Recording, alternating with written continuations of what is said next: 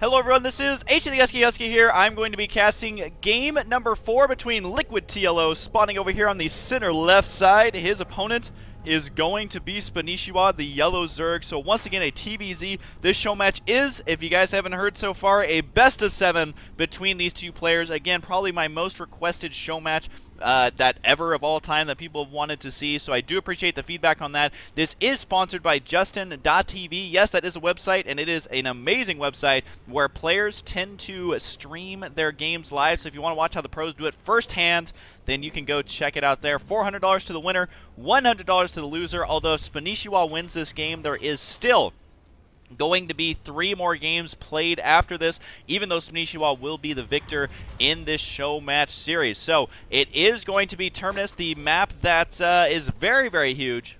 It is the map that you can get an expansion right here quite easily. There is a supply depot blocking this off, so you cannot get rushed. And there is also a third base right here, if I can click on the mini-map correctly, which does have a rich Vespine geyser down there, but only 6 mineral patches. So you gotta, usually you will not see players take that first, as it is easier to defend the other one, as well as having the additional minerals. So the little one has not had much success in these games at all, as Spanishiwa has done a handful of different builds and had great success with them every single time. And so right now, would not be surprised to see Spanishiwa go for hatchery before spawning pool, which is what we're going to see. You can see him hovering at almost 300 minerals there, his drone already in position to do this, and you can see the drone arriving there right before he has enough minerals, so the timing on that was almost spot on.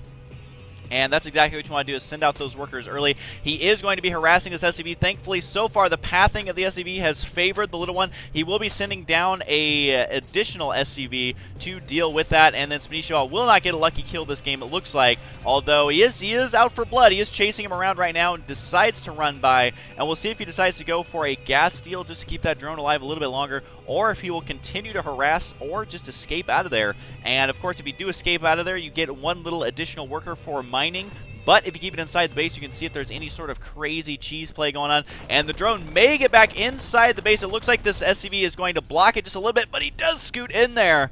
And the fact that he's going to see no gas, this is huge, by the way, that Spanishiwa is able to see us. He will get intercepted, but he also saw that there was no gas on the way, and I'm not sure if he scouted this geyser right at the last second. I don't think he did, but even then, he's probably going to know he didn't see a gas on the right side, so there's a very high chance that the little one is going for a fairly early expansion here, which is exactly what we are going to see. So the little one is probably doing one of the better builds for this map, in that he's going to try and stay even in expansions, at least in the early game.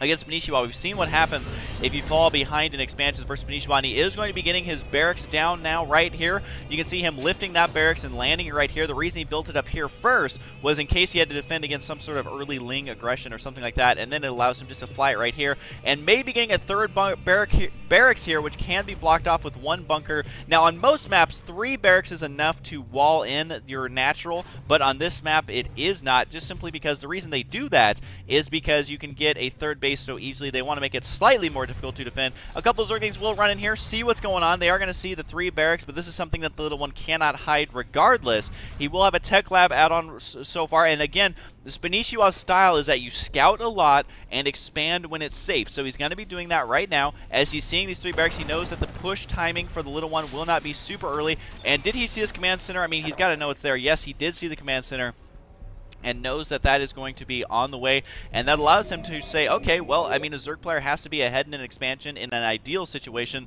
so I'm going to go ahead, take my own expansion, get a little static defense here, maybe get some queens here to heal it up, and I should be okay. So we'll see if that style is going to work in this game. You can see he has begun the creep tumors. Looks like it'll take about 2 creep tumors to get down here, since he didn't put a creep tumor on this side, and that just allows him to connect his 3 bases just to make it that much easier to defend, which again, so far what we've seen Spanishiwa's style be is that he plays very defensively for a little while, and part of that is going to be that early creep spreading. Even if it delays an inject larva or something like that, he doesn't really care all that much. You can see the timing of the inject larva on this one is going to be a little bit off, as he's just going to start that because he used his creep for, or used some of his energy for his creep, which you can see he only has 2 queens on the field, is not going for a crazy 4 queen or anything like that like we saw last game, and a 4th barracks is going to go down which it apparently somehow fits in there. It looks like it wouldn't be able to, but he is just going to go mass Marines here and try and push out with what he's got here. Now, we have not seen Little One's early timing attack with 7 Barracks Marines, which I'm kind of surprised we didn't see that, to be completely honest, on a map like Metalopolis. But here goes the gas right now for Spanishiwa. He does only have 2 gas going right now.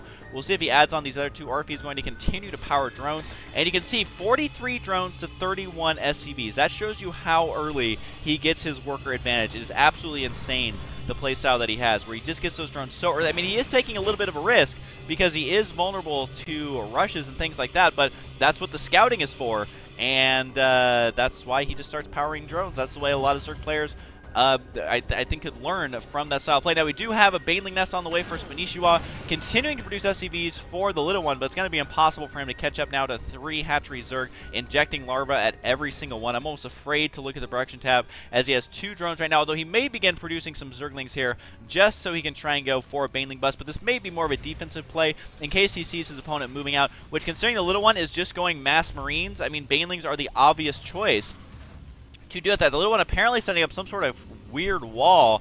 Maybe he is bracing for impact versus Banelings, but look at this, 6 drones now on the way for Spanishiwa, and just continuing to drone up like crazy. So both players are going to be going for a macro style of play, and you can see here the lair just now starting, so Cloak Banshees could have caused some amount of damage, but it looks like Spanishiwa has to transfer drones. Is this back to his main base? I'm not sure where these units are going.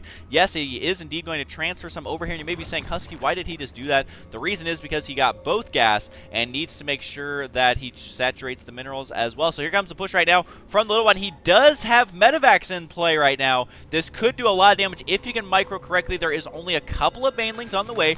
Baneling speed is nowhere complete. There is many more Banelings on the way. This will become almost impossible to deal with, but the creep has spotted it, which is another awesome thing about creep spreading. And again, his build revolves around good scouting, and since he has that creep, he can spot these Marines, and the Little One needs to be careful here. This is so many Banelings. He needs to load up inside the Medivacs. This is so dangerous. There's still 1 Baneling in there that takes out a whole half of his Marines, and now he's going to have to load up in those Medivacs to get out of there, and he's instead going to stem to try and get away, but every single Marine just got absolutely decimated with that Baneling, showing you the effectiveness of good scouting.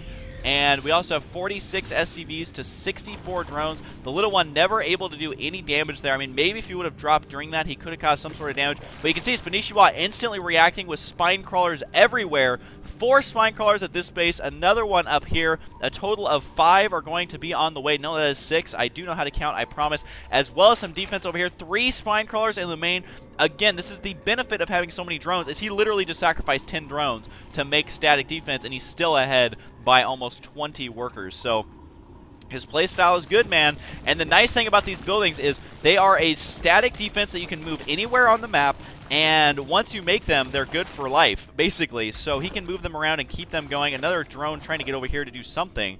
Maybe expand down here. Is that where that drone's going? Not sure what he's doing. But Spanishiwa maybe taking it forth. Here comes the drop right now, but there's already, look at the amount of static defense here. And the Queens can use their healing ability if they want. Oh, this Little One needs to pick up these Marines. He will get them out of there. Very minimal losses. It looks like he only lost 1 or 2 Marines, but still not going to do the damage that he needs to. And it's pretty interesting to me because if he would have done this to begin with instead of pushing the front, he probably would have had a much higher success rate. And even putting a Spore Crawl right here, because look at how low the flight distance is. You can literally like almost jump a Reaper over here. It's so small. But it looks like Spanishiwa not even going to take the safe expansion, is instead going to move out across the map, which this is a situation that heavily favors Zerg. You can see we have the Infestor play coming up, the Hive Tech before the 13-minute mark once again, and so many tech structures, because the second you leave Spanishiwa alone, he just starts massing up in the macro. So he's getting upgrades, he's getting, you know, more drones and all of that. It's very, very terrifying. The Little One just now going to be getting his 3rd base. And he does have a supply advantage, but again, that's just because Spanishiwa's style focuses very heavily on drones. Now, I'm not sure if the Little One's going to be prepared for this. Is this enough Banelings to take out a barracks? The answer is Spanishiwa doesn't want to find out, and he will take out a little bit of units there, as well as the add-on may force a repair on the entrance right there. The Little One's not sure what to do in this situation. He did force Spanishiwa back, but look at this. He is supply block, losing 2 of his supply depots there. He is going to be dropping right here, but this is going to be in range of both the spy crawlers as well as the spore crawler. So the siege tank, is there a siege tank in there? I think there is. No, I guess he left the siege tanks at home.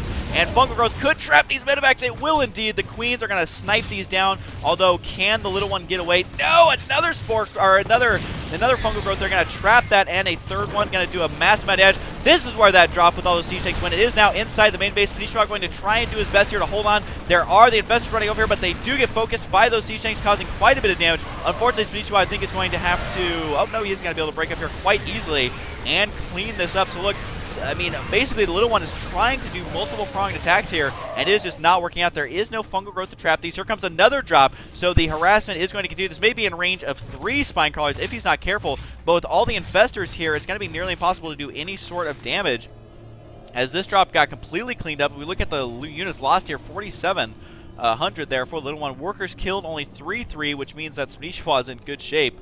Although the little one is catching up in the worker count, the Zerglings know exactly where those medevacs are. Although there's the infestors. Can they catch up? No, just barely going to get away. And you can see the creep is almost already to the little one's base at 15 minutes into the game on such a huge map. That is impressive indeed. Will Spanishiwa be able to break this? There is one siege tank here who is just itching to start shooting some Zerglings. That is quite a few banelings, though. Here comes a drop inside the main base, but look at the positioning of the queens. Going to snipe this one medevac. It looks like that medevac only has 6 HP. It barely escapes with its life, considering that it has 8 Marines in there. That's an expansion's worth of Marines. He could drop down here and take this out at least. Doesn't even realize that it's there and may begin unloading right here. So he will try to do some damage here. At the same time, Spanishiwa is caught out of position. There's really not a whole lot here to defend this, but there's so many spine cars getting transfused there by the queens that not too many drones are going to go down. A couple of splash damage shots from these siege tanks will do quite a bit. He did force Spanishiwa back, so the little one has not completely lost this game quite yet and will get out of here. Looking at the unit workers killed, he now has killed 10 workers, and for the first time, I think ever, does have a worker advantage, and he did hurt him. And there is going to be a drop down here as well. The siege tank's going to be able to clean up this queen, no problem. It looks like he's running away with this Marine right here to try and take out the expansion, but there is a Nidus Swarm here unloading tons of units, and the medevac decides to leave the siege tank for dead. Will these Marines be able to hold on, though? What is the upgrades looking at? Like 0-0 for the little one right now. So even if he kills these expansions, he did force a cancel right there. He has no upgrades, and considering he is going to be going against the big bad Ultralisk here at any moment, that could spell disaster. Another Nice Worm going to go down at this expansion just to clean this up. The only reason he's sending these is to make sure that the little one gets off of his home turf. These Marines are dead, getting surrounded. 1 attack, 1 armor done. We also have chitinous plating on the way, as well as Zerg armor level 2 and the crackling upgrade. And here comes another massive drop. A couple of Vikings here to absorb the shots from the queens, and then are just going to land on the ground. This is a big drop here. He needs to cause something here, and will do quite a bit of damage to the infestors. But look at this mind controlling the siege tanks. The Fungal Growth almost killing off these Marines, although the little one does have nice position here. Needs to kill the Ultra's Cavern. Will not get it before the chitinous plating upgrade is done. I just don't know if this is going to be enough. Look at this. Now running out of the nice network here to clean this up. Needs to pick up his siege tanks and bail, but he is going to go against 2 armor, or 4 armor upgraded, which is a total of 5 armor on those Ultras, and 170 supply to 160. The little one's still stuck on his free bases. These SUVs getting stuck there. Thankfully for the little one, the supply depots can lower themselves. Here comes an attack right here. This may be enough just to bust down the front door, which is something you will very rarely see. But no, Spanishiwa is going to back out there. He probably could have busted that down with that splash damage. The little one going for a lot of Vikings here. He's attempting to supply block Spanishiwa right here. Don't know if it's going to be enough. Here comes a nice worm inside the main base. There's a bunch of queens here, which he can just use the transfuse. There is not enough room for this to unload. And now, all of a sudden, the little one has a million units inside of his base, including transfusing queens, which are going to be healing up his Ultras right here. He's even spewing out a couple of creep tumors just to get that spread as much as possible. Now, this was a wise choice by the little one to get a lot of Vikings because there is no anti-air here. But with the splash damage killing off the workers, can the little one hold? He will indeed take this out and scans the creep tumors, but taking splash damage from his siege tanks. And now I think the little one needs to be more active with these Vikings, just trying to do as much damage as he can. You can see he agrees and is going to fly out here. He is going to see this Nidus Worm right here. He could land and try and snipe it. Don't know if he'll be able to stop it in time. But that's going to make the Spanishiwa. I mean, look, he has a Nice Worm here. Does he have one in his main base? No, but he has one over here, and then now one down here. So he can just attack the front and then come back and defend against drops and then just go everywhere. And now he does have his 5th base on the way. These Vikings could land and try and cause some damage. But look, all these spine crawlers, the Vikings have been spotted by the Zerglings. They will be able to clean these up. Should be no problem. And now the attack will commence here. We could easily see a Nidus Worm utilized right here as well. to kind of jump this little gap right here. But look at the amount of queens he has. He is definitely going Queen Ultra, and all of these queens are ready to heal. They're going to be the little heal bots. At the same time, though, there is going to be a drop right here, but the little one has nothing in the main base to defend, needs to siege up these siege tanks right now, and he may actually be forced to focus down the queens. That's how dire the situation is. He has nothing here to repair. SCVs are brought off the line, and he is going to be using the Vikings at the same time. No, they're just sitting there, but here comes the attack right now. The Transfused is going down like crazy. These Ultras are never looked more powerful, and he may transfuse this Ultra. I think he's only going to kill one Ultra here. No, the Transfuses are getting spammed by that one Ultra, especially this little one was focus firing that down, using up almost all the energy on the queens, but there's so many that they can just continue to transfuse that, and the little one is now going to be moving up here, is getting attacked by an Ultra though, and right now there's no units in his base right now, and I think the little one's going to lose his main base. Can he cause enough damage right here? Got to go for these drones, but the Spine Crawlers are starting to pay for themselves. This army is running into 3 Spine Crawlers, getting poked at from all sides, and the little one is going to GG out of this game. Spanishiwa once again showing us phenomenal play, and honestly, he just won this series, folks, 4-0 against the little one, using a different build almost every single time. This time going for Ultras, the last game's going for Broodlords, and in one game doing an Evo Chamber Rush just to set the pace of this show match. So the little one getting knocked out 4-0. Amazing play by Spanishiwa. Gotta really hand it to him in these games. I mean, we all know he's a creative Zerg player, but I did not think he would beat the king of creative play with things like Ultralisk, Nidus Worms, Queens, all sorts of craziness going on. So once again, thank you to Justin TV for sponsoring this. I do want to mention that all games will be played regardless of the outcome. So you know what? There's still 3 more games on the horizon of the little one versus Spanishiwa, which even if you're sad about the results or super excited, well, you know what? There's going to be more games, and I always say the more StarCraft, the better. And so I think it's a pretty good motto to live by. Now, one thing I like the little one did was he did get out a lot of Vikings to try and snipe the Overlords, because he realized, well, there's really no anti-air. The only thing he can do is either use Queens or use Fungal Growth. So as long as I can stay away from that, then I can snipe the Overlords, but it just was not enough. And 4 armor and 2 attack, and he was even making another Nidus Worm. I honestly have no idea where this Nidus Worm was. Looks like it was over here to either evacuate his drones or just maybe to evacuate all these drones, but it's just a defensive play here to move out of the way. Now, if the little one was able to kill this hive, he could have maybe done okay, but the problem is that he still would have to deal with all of these units at some point. And at that point, what are you going to do? Use Cloaked Banshees or something like that. But that would take way too long. Even 2 random Ultras sitting over here. Looks like they cleaned up those Vikings. Yes, the Vikings are dead right here. And so they didn't do that much damage at all either. I am honestly in shock. I cannot believe that the games went down as they did. They were very epic games, though. I don't want to take anything away from either of these players. They're still probably my favorite Terran and my favorite Zerg. So, again, more games in the future with these 2 players. And once again, big thanks to Justin.TV for this show match. So anyways, hope you guys enjoy it. More games from these guys. 3 more. Don't want to forget that. I hope you guys enjoy it, and I will see you guys next time.